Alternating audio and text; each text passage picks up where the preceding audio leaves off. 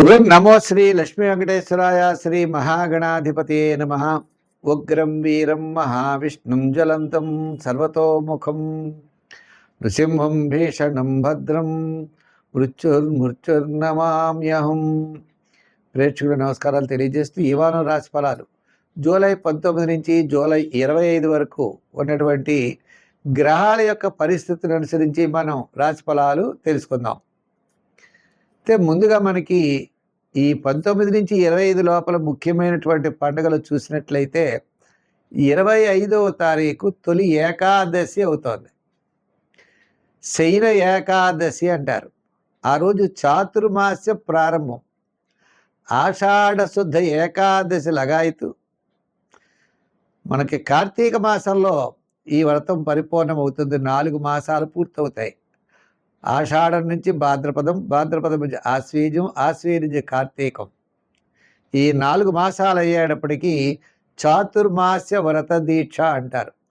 ఈ 4 మాసములు విష్ణుమూర్తికి చాలా ప్రీతి అయినటువంటి మాసములట.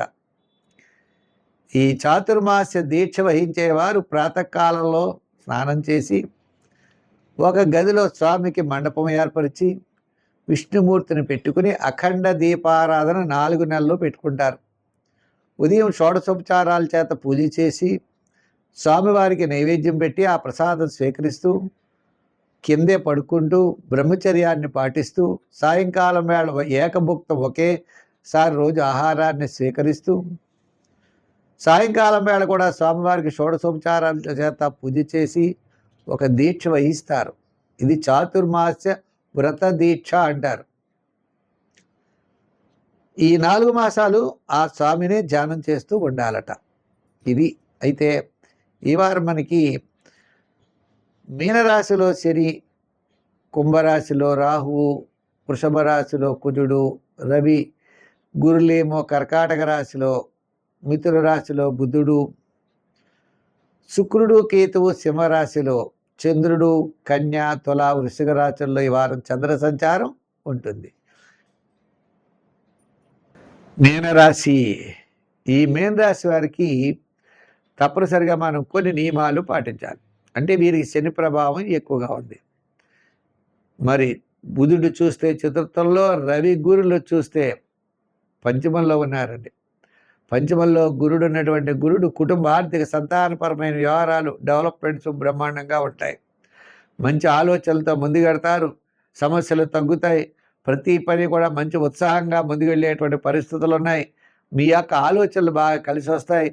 కొంతవరకు మీకు అనుకూలమైనటువంటి వాతావరణం కనపడుతోంది. అయితే అష్టమంలో, నవమంలో, దశమంలో చంద్రుడు ఉన్న వారాంతం కాస్త అనుకూలంగా ఉండేటువంటి పరిస్థితులు ఉన్నాయి. అంతేకాకుండా మీరు చెప్పాలి అన్నట్లయితే సప్తమంలో ఉన్నటువంటి ప్రారంభంలో కూడా చాలా అనుకూలమైన వాతావరణం ఉంటుంది. ఏదైనప్పటికీ ఈ రాశి వారికి గురుడి యొక్క బలం ద్వారా అనుకూలమైనటువంటి వాతావరణం ఉన్నది.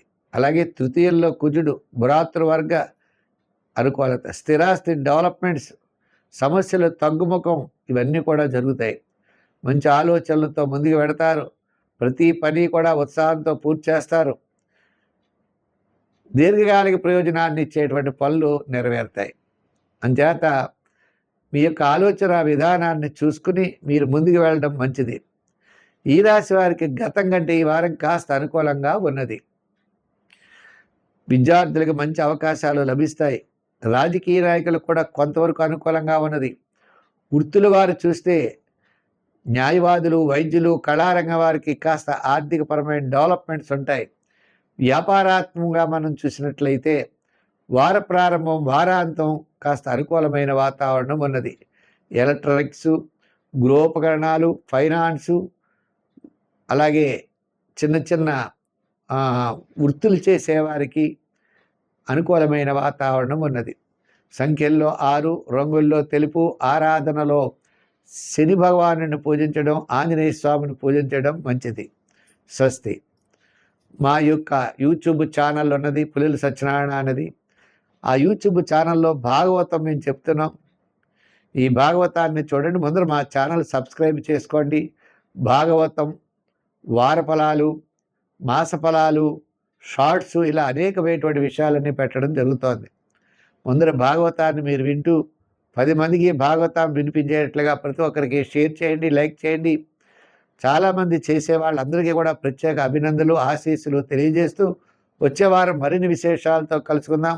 గోవిందా గోవింద.